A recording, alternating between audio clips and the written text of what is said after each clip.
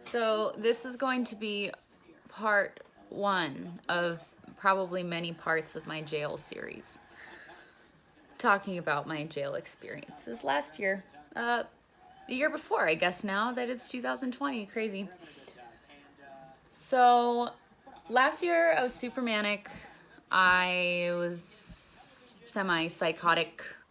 I did some things I should not have done. I ended up in jail. I had to stay the night there. I got out and I was being fucking stupid again. So cops came to my house and they took me away. They took me to the ER and they're like, yeah, this bitch is crazy, blah, blah, blah. And then they, from there, sent me to Regional West. Well, I ended up, because I hadn't slept in a long time, so I ended up sleeping for like 3 days straight, and I was just having like the most wonderful dreams. And I woke up and they're like, yeah, we think you're good to go. I'm like, cool, let's get out of here. And then they're like, hands behind your back. I'm like, fuck. So they cuff me, they take me to jail. They have me in this really small room by myself. The windows are like foggy, so you can like see that there's a window there and you can see out, you can see the light on the other side, but you can't make out anything. I ended up sleeping for like 2 or 3 more days straight. And I get out of the room and they let me out to switch blocks. And I was like, hey, can I make a phone call? And the lady was being a bitch and she's like, yeah.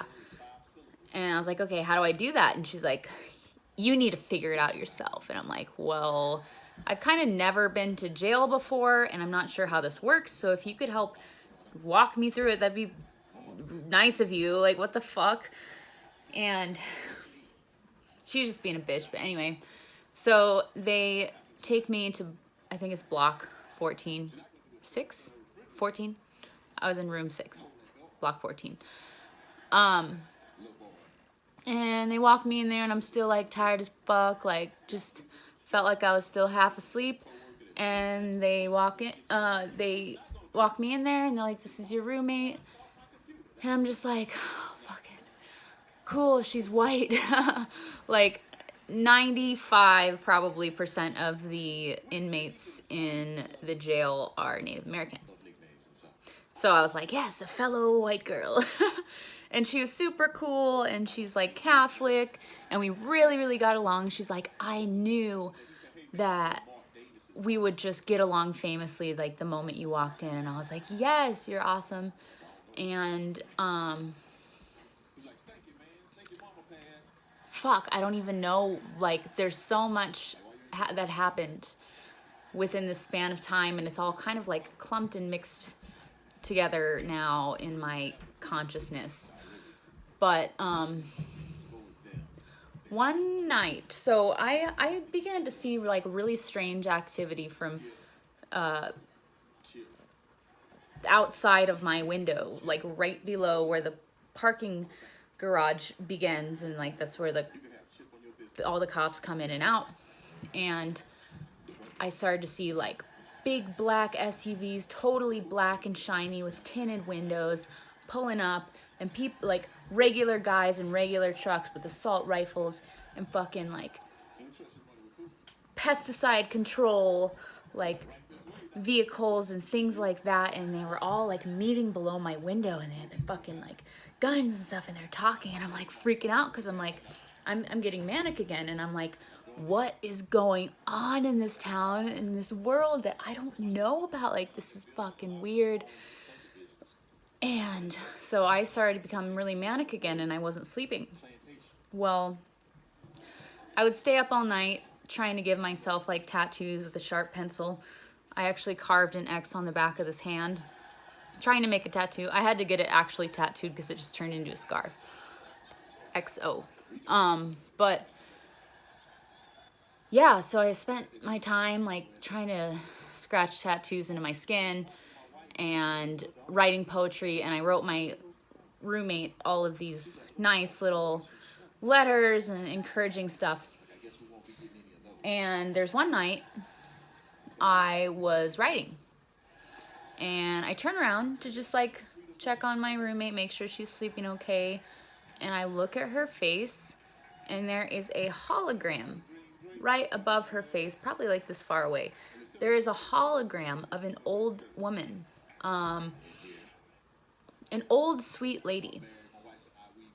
And I was like, dude, am I really seeing this shit right now?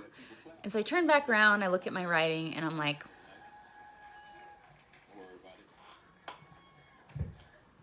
it's still there.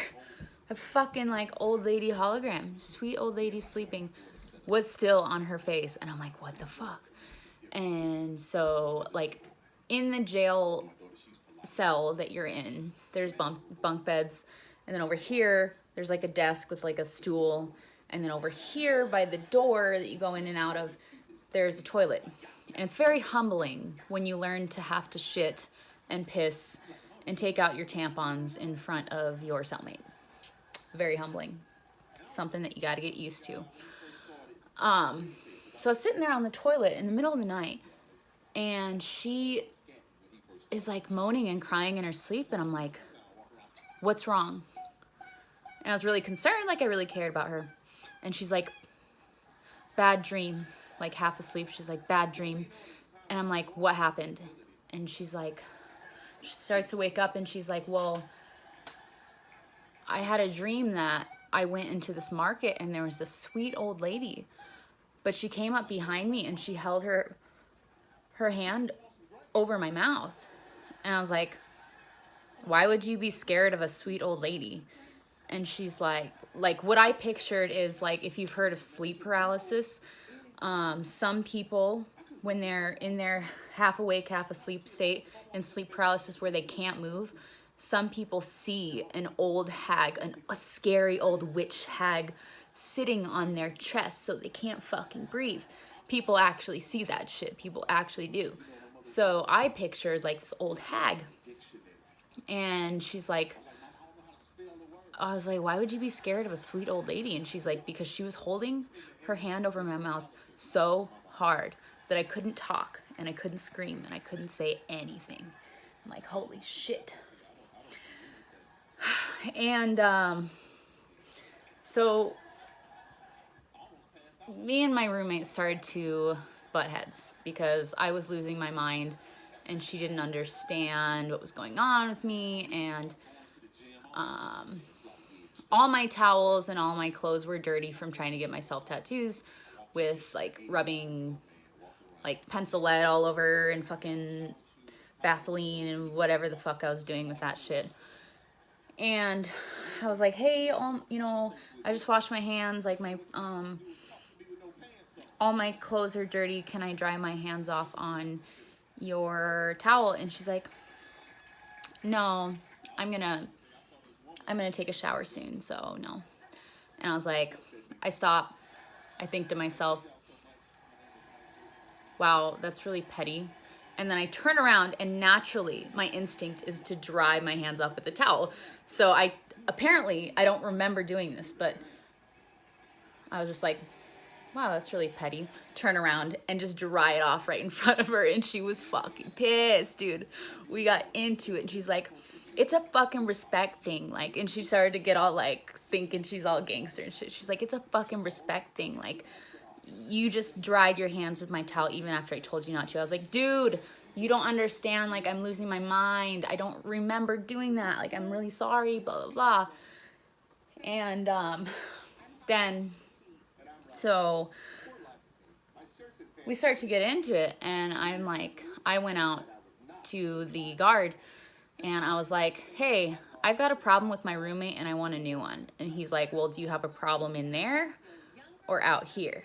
And I was like, I just have a problem with her in general and I don't want to be her roommate anymore. So I like go into my cell and I wrote her a lot of stuff. I had a whole envelope like stuffed full of things that I wrote for her or things I ripped out of books or things I ripped out of magazines and all these little nice things. And I took them all and I fucking ripped them into a bunch of little tiny pieces and I threw them all over her bed. Fucking...